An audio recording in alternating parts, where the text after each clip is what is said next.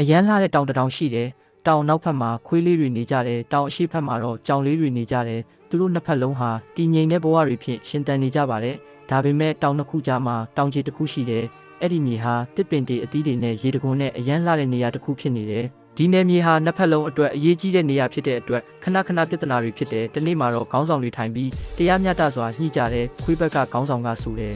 ဒီနယ်မြေဟာငါတို့ဘက်ကရှိကစပြီးအသုံးပြုလာနေကြပါတယ်ကြောင်ဘက်ကခေါင်းဆောင်ကဆိုတယ်မဟုတ်ဘူးအဲ့ဒီနေရာကငါတို့အဖိုးဖွားတွေကပဲစိုက်ပျိုးထားပြီးခုလိုလှအောင်လုပ်ထားပါတယ်အဲ့ဒါငါတို့နေရာညှိမရနိုင်တော့ခွေးတီဘက်ကရောကြောင်တီဘက်ကရောစစ်ဖြစ်တော့မယ်ဆိုတဲ့ဆုံးဖြတ်ချက်ရသွားတယ်စစ်ပွဲစတော့ခွေးတီဘက်ကအမြောက်တွေလက်နက်တွေနဲ့လှန်တွေနဲ့စစ်တိုက်ဖို့ပြင်ဆင်ကြတယ်ကြောင်တီဘက်ကလည်းလှန်နေများတွေနဲ့တွားကြပါတယ်ခွေးတီကအမြောက်ကြီးတွေနဲ့တောင်အောက်ကိုဆင်းကြတယ်အောက်ကနေအမြောက်တွေနဲ့စပစ်ကြတယ်ကြောင်တီဘက်ကအိမ်တွေအဆောက်အုံတွေထိပြီးပျက်စီးမိလောင်သွားတယ်အဲ့ဒီချိန်မှာကြောင်တီဘက်ကလည်းအများတွေကိုမိရှို့ပြီးဖြစ်ကြတယ်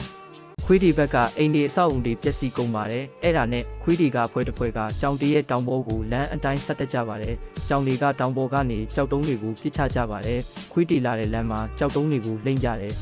ခွေးတီလည်းနောက်ပြန်ဆုတ်ရတယ်အဲ့ချိန်စစ်ပွဲပြီးဆုံးသွားတယ်နောက်ဆုံးမှာခွေးတီဘက်ကြောင်တီဘက်ရောတိလိုက်ရတာကစစ်ဖြစ်ရင်ဘာမှရရှိမှာမဟုတ်ပဲပျက်စီးဆုံးရှုံးမှုပဲရရှိမှာပဲဖြစ်ပါတယ်စစ်ပွဲကြောင့်သူတို့ရဲ့လှပတဲ့ရေကန်တေးတစ်ပင်တွေအသီးတွေအကုန်ပျက်စီးကုန်ပါတယ်